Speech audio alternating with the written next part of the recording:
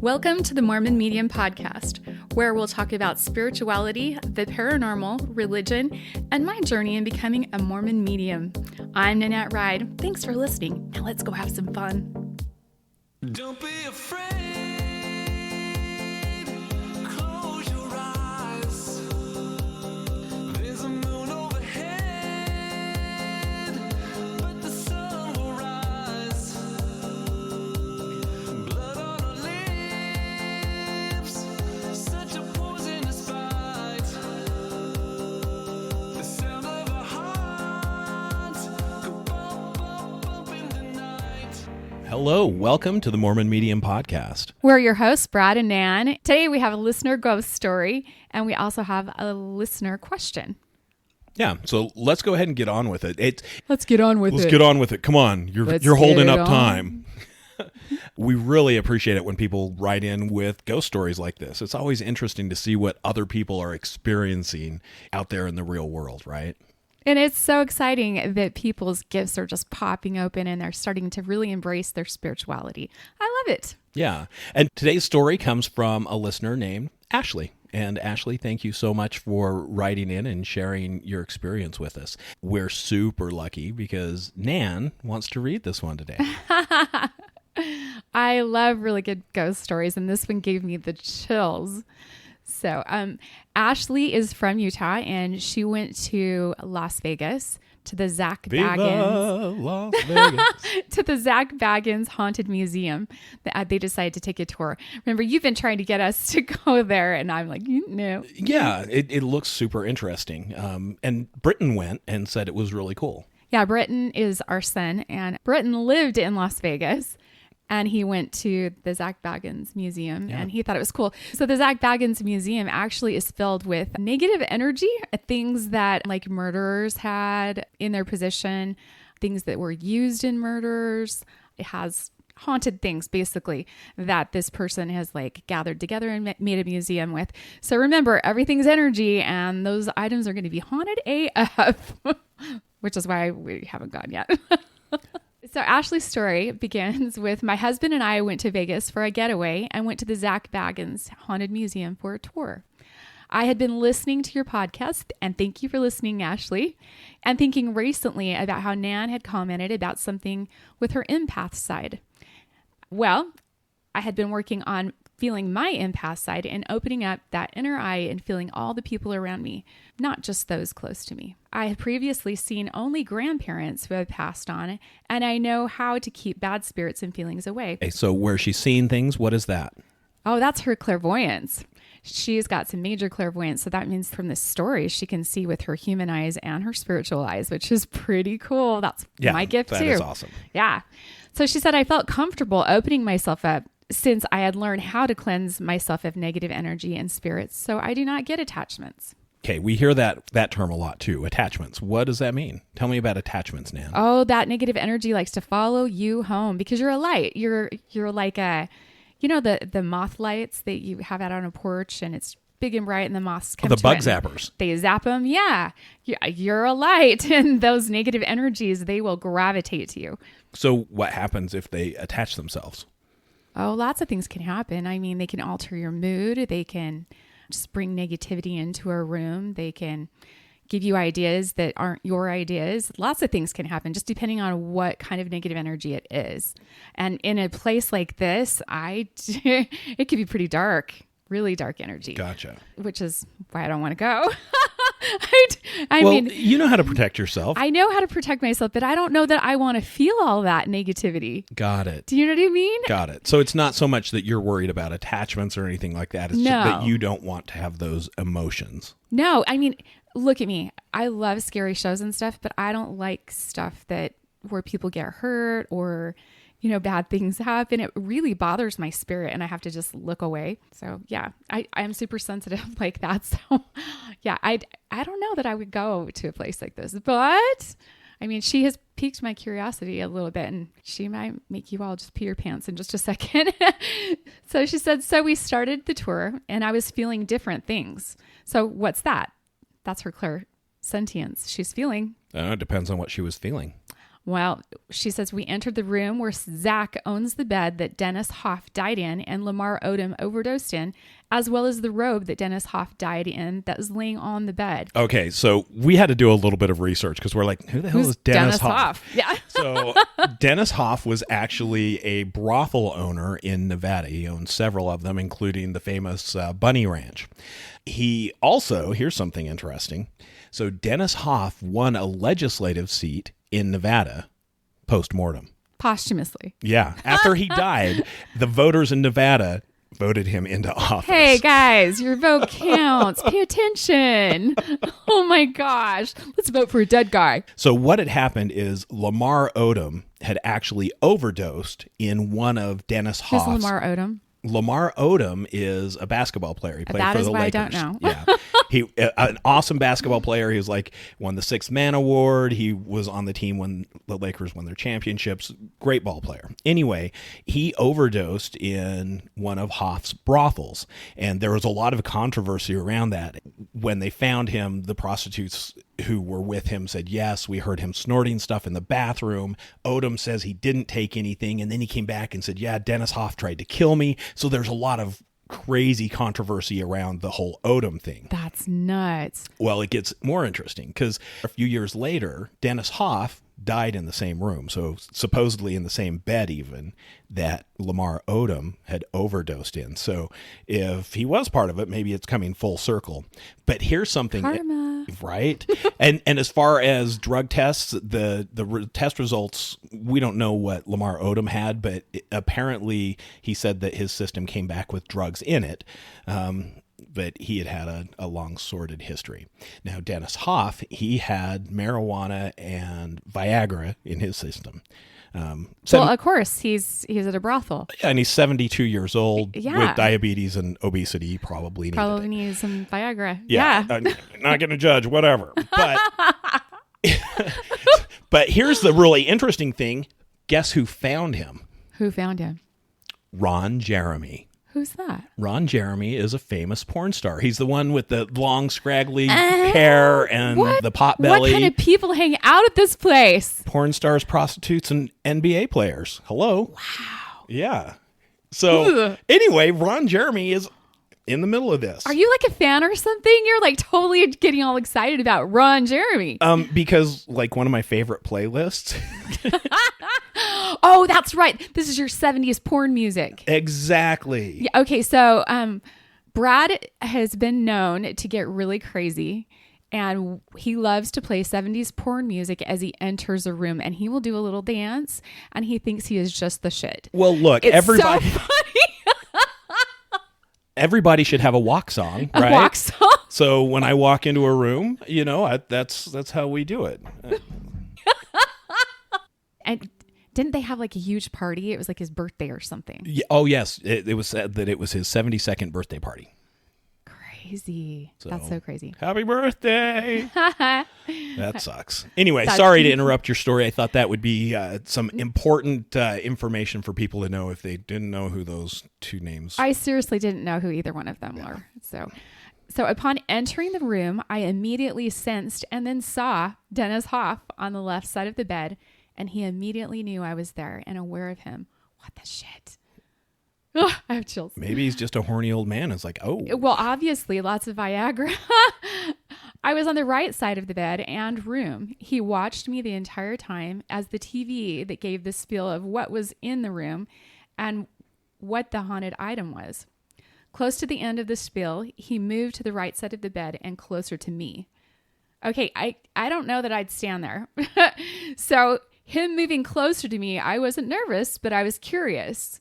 Okay, she's curious. But I was still reeling because I had never seen anyone except for my grandparents. I didn't feel anything negative from him. I felt curiosity from him. The tour guide opened the door to the room for us to move on, and I wanted to stay, and my husband pulled my arm. And as I turned, I felt someone blow past my ear. I automatically asked him if he heard that. She asked her husband if he heard that. He said no and was literally pulling me away from the room. I tried to stay and listen for more and didn't hear anything else. And I turned to see if Dennis Hoff was still there, and he was gone. I went out to the tour guide and told her I heard something. She took me back in the room. And Oh, that's cool. So they actually took her back in. yeah, but then they tried to debunk her whole story with no luck. Like, why do they even have the museum if they want to debunk the ghosts? Okay, look, here's the thing, Nan. Anytime you have a ghost story, you have to first try and debunk, because literally then it's everything. Every photograph that has a sun flare in it, oh my God, it's an orb. You have to debunk. But is that what Zach Baggins Everything. does? Is debunks everything? I thought that he wanted a haunted museum. Well, he's kind Like, of a... why does someone that's working there want to debunk it? They should be like, rock on, that's so cool, right? Not like, let's go debunk it. Well, I think that's the first step you always have to do is, okay, let's see if we can debunk it. Is there an air conditioner in here that's blowing right through here? Is there, a reflection on some glass from But a she TV? saw Or him. that's what I mean. Is there a reflection on the glass from the TV? Or is there something there? And then you go, oh my gosh, yeah, I don't see any way it could have actually happened. That's such a cool experience. So you have to debunk first, because Okay, got otherwise it. you're just going to believe everything out there. And there's a lot of bullshit. I agree with everything else out there, but I mean, this is a haunted museum. Like, it just struck me as odd that the people running it would want to debunk it. Like, remember when we went to the Winchester Mansion? Like, they weren't trying to debunk the roses that we smelt.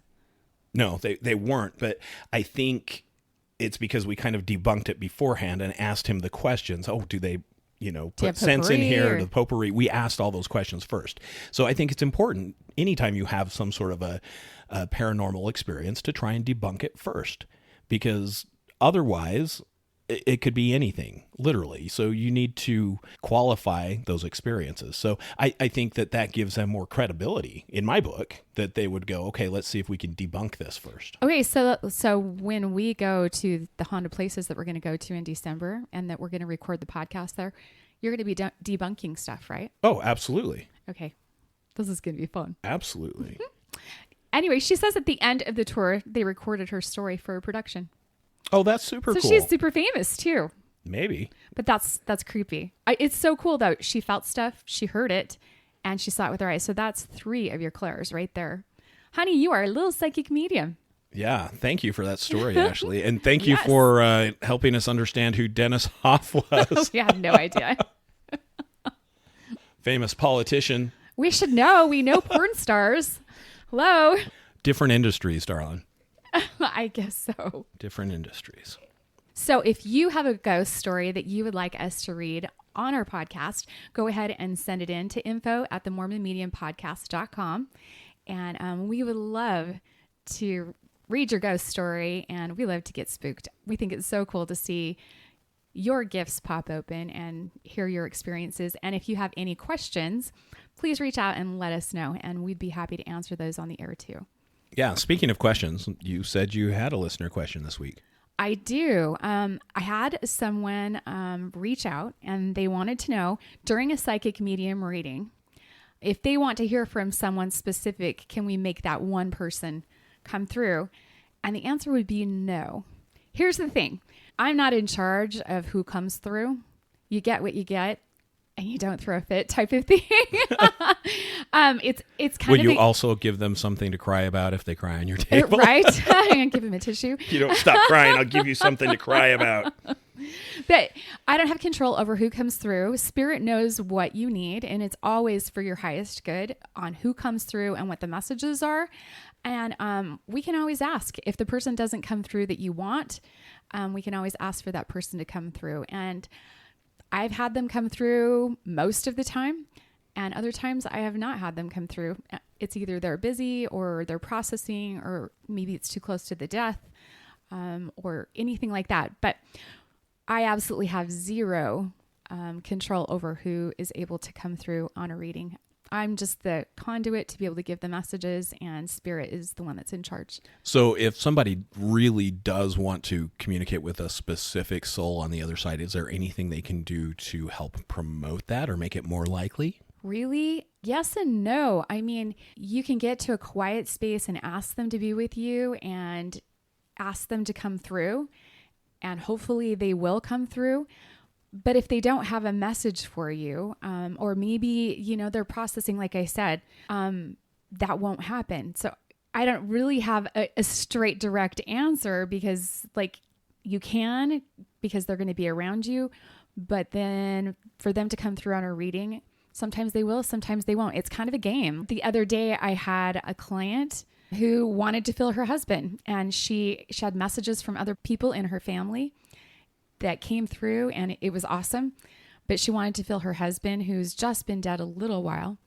And she just wanted to actually feel him, not just speak to him, but wanted to actually feel him. And we were able to get her to a meditative point. And I just let her borrow my energy, which we held hands, and she borrowed my energy because I could feel him. And then he just blended with her energy, and she actually saw him, felt him, and heard him. Oh, that's So amazing. she has those 3 clairs, right? But she's so deep in grief that it's hard for her to do that all on her own. So she just borrowed my energy to be able to sit with her husband and talk, which was really, really, really cool, in such a sacred space to sit in. Brings a lot of comfort, but Yeah, absolutely would. I don't have all the answers. I'm still learning, but Spirit always knows what is best for the sitter or the person wanting Right. to hear from Spirit. What valuable information, what a valuable skill to be able to know how to do. Like, how life-changing would that have been for you to know how to feel and to know Corey was right there? I would have given anything to be able to talk to Corey right away and get all my answers, or just to feel him, or be able to feel comforted by him. And honestly, he did come through anyways.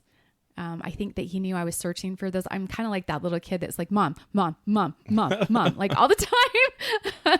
So I think that he knew that I would be like that. And he was like, okay, I better show up, or she's going to wreck heaven. There's going to be no peace here if she doesn't stop. But it's an amazing thing. And I've had other clients that they want to hear from certain people, but other people come through and the messages are just awesome. And they're things that those people have to hear at the time. So it's always trust Spirit. It's always got your best interest at heart.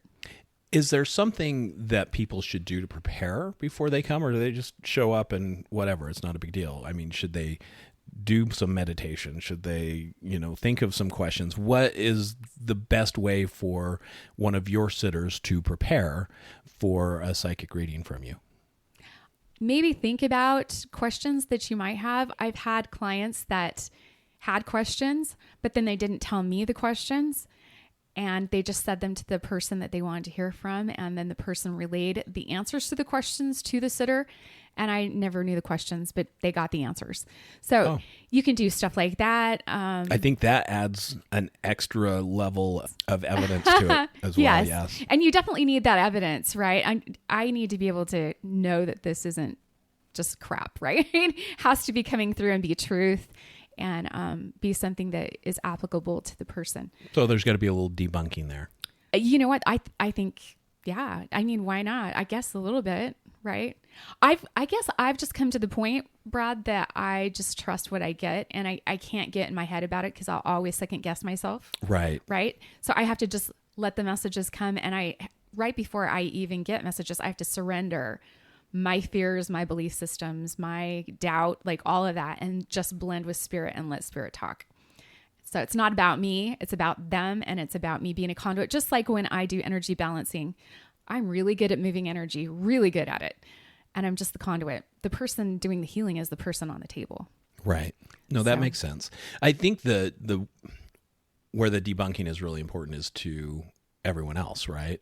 Especially if you don't believe, well, you're going to try and debunk it. And if you can't, then you go, oh, wow, I have some evidence here. Right. Right. And I think that everybody wants that evidence when they go to a psychic medium. Like, you don't want like the generic stuff. Oh, they love you. Well, of course they love me. Like, or they miss you. Of course they miss me. But tell me details. Tell me a message from them, or answer questions that I've had. I'm not going to tell you what they are, type of thing. I love that kind of stuff. I love when Spirit comes through and just has lots to say. Yeah, that would make sense. I think you're in such a cool position to be able to do that and help people. It's super fun, but everybody can do it. We just heard of Ashley, and she's got 3 of the clairs. She can do it. Well, and I think that's something big to to hit on as well is, and you say it all the time, well, everyone can learn how to do this. Everyone can do this, but not everyone does. Why doesn't everyone do that automatically? I mean, especially in the Western culture, we're not taught to embrace this part of who we are. You know, these are our heavenly gifts. This is part of our spirit, and we should use these gifts because they keep us connected to spirit on the other side. They help teach us truth and teach us about our own power. And we are super powerful beings. So I think it's really cool. And we're cheating ourselves out of so much if we're not willing to at least listen to our gut instinct, you know, our solar plexus energy, our chakra there, you know, listen to it. Everybody does it. And I think a lot of people take it for granted. Like, oh, I just had this gut feeling about this, but it's actually a chakra. And if it's blocked, you won't get it. You won't get that gut instinct.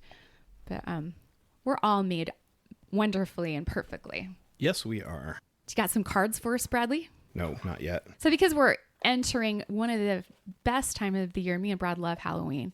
We love it. We love to dress up every year. We deck our house out and everything. I would love to just have a Halloween Christmas tree and just keep it up. But I asked Brad to start do tarot readings from his Murder of Crows deck. And it's a dark deck. It's gray and black and white, a little bit of white. But it's a very cool deck.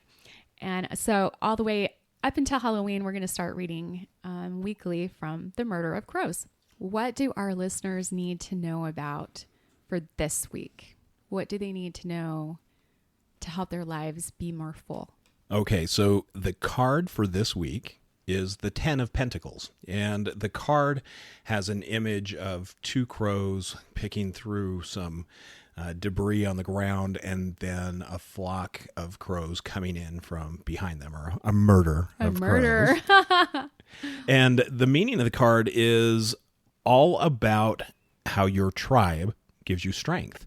And that as you sift through things from your past, you're going to find objects that are useful for others. So as you're going through things that have been trials for you, you can share that to help other people along the way.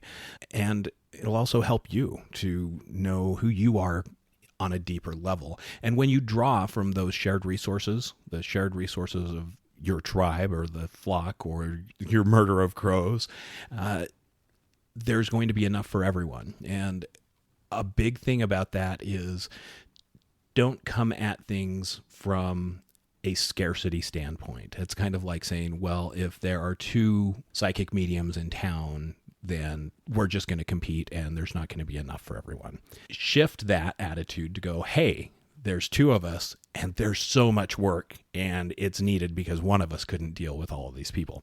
So remember that abundance is there and there's enough for all. You just have to share those experiences, share that with others. Collective wealth, vast resources, legacy, inheritance, and reliance on community. I love that. And we have the best community. And Nan will put a picture of this on the Mormon Medium Podcast Facebook page as well. So if you are curious as to what this card looks like, you can go find us there. And if you would like to start reading tarot cards, go to a metaphysical shop and look at some tarot cards and see which ones call to you. It would be really interesting to hear which ones you guys pick up on. Yeah, what decks do you find that are interesting to you? And share those with us on the Facebook page. That'd be super cool. It would be so fun. Thank you so much, everyone, for listening. If you would like to get a reading or an energy balance with Nanette, you can tap the link in the show notes and get right on her calendar. Or if you'd like to subscribe to the Mormon Medium Podcast, go ahead and buy us a coffee because we love coffee. And you'll also get a tarot reading in your email. And when she says buy us a coffee, that doesn't really mean directly buy us a coffee. It's the Buy Me a Coffee app, which is a way to support the show and help us continue producing content. We super appreciate all of you that do support us, that listen and take the time out of your day to listen to this podcast, and for all of your feedback. We love you all, and we hope you have a wonderful week. And we'll see you on the other side of the veil.